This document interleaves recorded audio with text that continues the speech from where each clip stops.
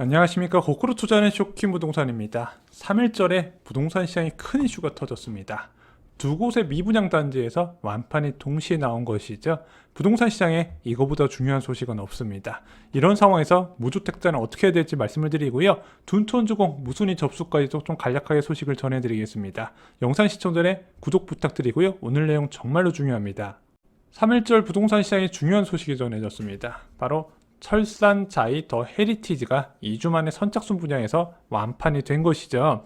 이 아파트 단지는요, 1순위에서 청약이 미달됐던 단지이고요. 계약률, 정당 계약률 60% 순이었습니다. 남은 40% 물량이 단 2주 만에 모두 소화가 됐다는 거죠. 자, 장희자이 레디언트에 이어서 선착순 분양 완판, 분양가 상한제 적용 단지 중에서는 두 번째입니다. 자, 그런데 여러분들이 주목하셔야 될 게 있어요.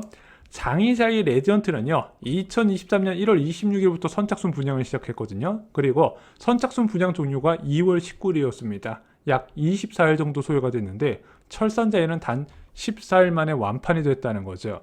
자, 3일절에 발표된 또 하나 소식, 동탄 A107블럭 어울림 파밀리의 순마 대시양도 분양이 완료가 됐다고 합니다. 그래서 동탄 지역 미분양 물량까지 3일절을 기점으로 소진이 됐다는 소식이 나왔죠. 얘가 한 2주 전부터 모델하우스에 사람 많다는 얘기가 좀 여기저기서 돌아다녔는데 실제 완판이 이렇게 빨리 될지는 몰랐습니다.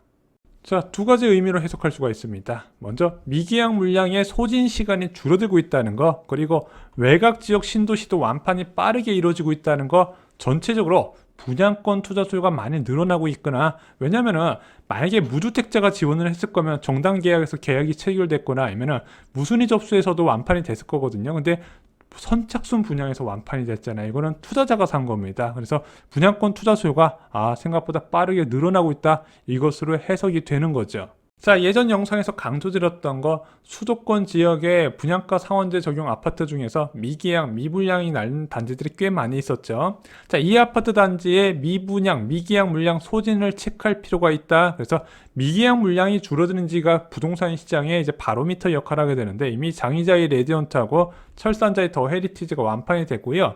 올림픽파크 포레오는 59타입, 84타입은 완판됐고, 이제 복도형 아파트만 3월 8일부터 선착순 분양을 하고 있거든요. 아마 완판이 될 겁니다. 이제 남은 거는 광명 호반섬의 그랜드 에비뉴인데, 뭐 철산자이 더 헤리티나 장희자이 레디언트하고 좀 달라요. 다른 단지들에 비해서 지하철과의 거리도 좀 멀고 단지 규모나 배치도 등에서 선호도가 떨어지다 보니까 아직 여기까지는 투자 수요가 완판을 이끌지는 못한 것 같습니다.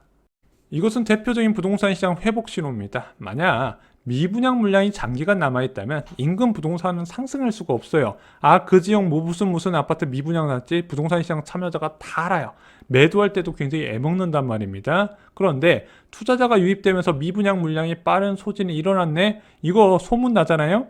미분양 물량 소진 즉시 주변 호가가 바로 뛰어버려요. 그래서 이 투자자가 왜 유입됐다? 지난 1.3 부동산 대책에 따른 영향이라고 말씀드렸죠. 이때 엄청 파격적인 이제 분양권 투자 완화 방안이 나왔기 때문에 수요가 그만큼 유입이 된 겁니다. 저희가 정부가 악마와의 거래를 시작했다고 표현할 정도로 파격적인 분양시장 활성화 대책이었거든요. 그 파격적인 활성화 대책이 뭐다? 결국에는 투자자를 끌어들인다, 이런 의미였죠.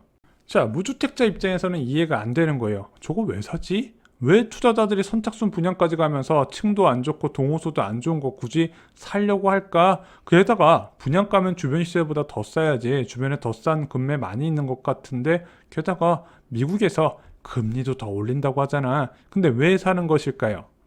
투자자 입장에서는요, 이 분양권은 요술방망이입니다. 왜 그러냐면요, 집값의 10에서 20% 자금으로 아파트를 취득할 수 있는 거예요. 게다가 지금 부동산 시장이 안 좋잖아요. 자, 그러면 올해 부동산 시장이 안 좋다, 내년에도 안 좋을까요? 모르겠죠. 근데 올해보다는 내년에, 아무리 늦어도 내년 초에는 금리를 낮춘다는 전망이 대부분이거든요. 그럼 내년에 금리 낮추게 되면 올해보다는 내년이 좀 더 부동산 시장 상황이 더 좋겠죠. 내후년은 어떻게 될까요? 2024년보다 금리가 더 낮아질 가능성이 있단 말입니다. 지금은 잠재 성장률의 2배 수준의 물가 상승률, 이제 기준금리가 책정된 거예요.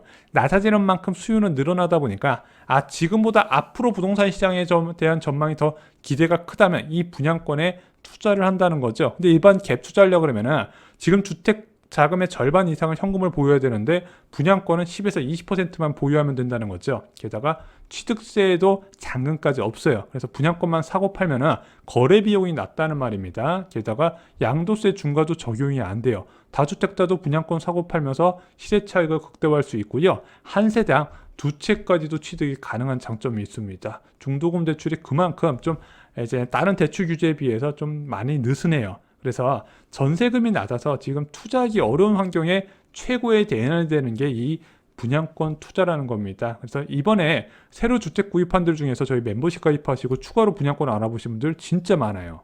자, 철산 자이 완판에 웃음 짓는 사업장들 바로 동대문구 3월달과 4월달에 분양이 예정돼 있는 3개 사업장이죠.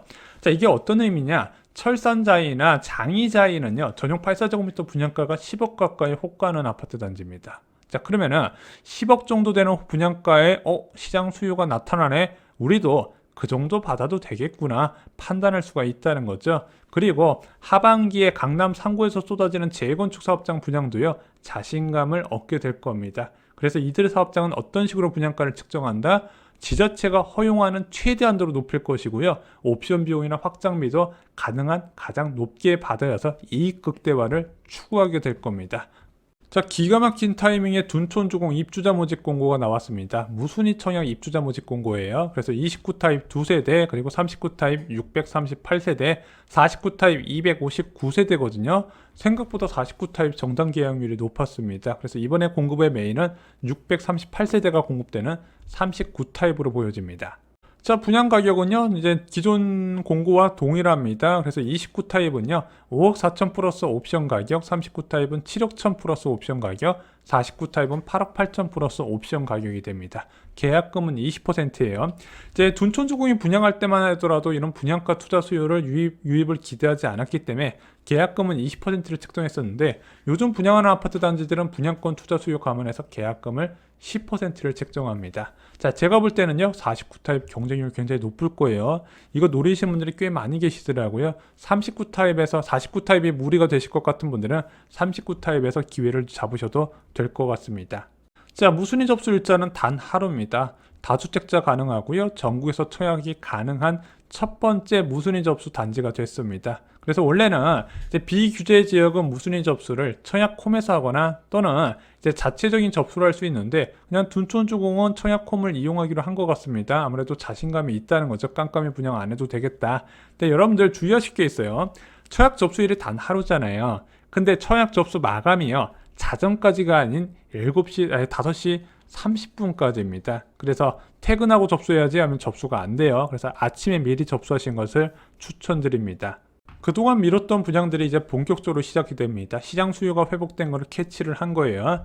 이 편한 세상 동탄 파크 아너스 A 56불러, 동탄 미분양이 해소된 게 하나가 해소됐네. 그럼 우리도 이제 분양해야겠다 해서 1회차 입주자 모집 공고를 냈습니다. 한 번에 다 쏟아붓기에는 좀 무서우니까 나눠서 공급할 생각인 것 같아요. 자, 검단 신도시 금강 펜테리움 3차 센트럴파크도 입주자 모집 공고가 나왔습니다. 검단 신도시는 좀 이슈가 있죠. 좀 바뀐 이슈에 대해서 저희가 멤버십 영상에서 다루겠습니다. 센트레빌 아스테리움 시그니처 입주자 모집 공고 나왔고요. 영등포자이 디그니티 입주자 모집 공고 발표가 됐습니다. 무주택 실수요자는요, 저는 이렇게 말씀을 드리고 싶어요. 분양가 기대를 좀 낮춰야 된다. 둔촌주공 같은 경우는 이제 고점 대비, 주변 시세 고점 대비 35%에서 공급됐는데, 이제 앞으로 분양하는 아파트 단지들은요, 분양가 상한제 적용 지역 말고는 고점 대비 한 마이너스 25% 수준까지 감안을 해야 될 것으로 예상이 됩니다. 그리고 분양권 수요 증가는 절대 그들만의 리그로 끝나지 않는 거 아시죠? 이 투자자들이 분양 시장에만 기웃기웃거린다 생각하시면 안 돼요. 왜냐면은 시간이 지나갈수록 이런 분양권 투자 수요는 늘어나거든요. 한번 누가 사서 돈 벌었다 소리 들으면 벌떼같이 몰려듭니다, 부동산 시장은. 근데 반면에 공급은 제한이 돼 있죠. 그럼 사람들이 어떻게 한다? 분양 대신 다른 먹거리를 찾아 나서기 시작한다는 거죠. 그래서 전셋값 상승이 앞으로 부동산 시장의 핵심이라는 겁니다. 지금 매매 가격은 어느 정도 반등세가 나타나는데 전세 가격은 여전히 지지부진한 흐름을 보이고 있지만 이제 2월 말 들어서면서부터 수요가 좀 늘어나고 하락폭이 줄어들었다는 이야기가 나오고 있습니다. 그래서 일부 지역에서는 갭 투자자들이 본격적으로 늘어난다는 이야기가 나오고 있어요. 근데 여러분들, 제가 이제 부동산 시장을 방송을 하면서 가장 주의 깊게 말씀드리는 게 현재 무엇인가 악재가 있어서 안 좋은 상황이 이어지면 이것이 앞으로 영원히 이어질 거라 착각을 하시면 안 된다 말씀드렸죠. 지금 전세 가격 약세는 거 원래 1분기가 전통적인 약세 시기란 걸 잊으시면 안 됩니다. 그러면은 지금 전세자금 대출 금리가 좀 많이 낮아지면서 수요가 어느 정도 유입됐잖아요. 지금보단 좀 나은 상황이 1분기 이후에 될 거라고 말씀드렸어요. 그럼 중요한 게 무엇이다?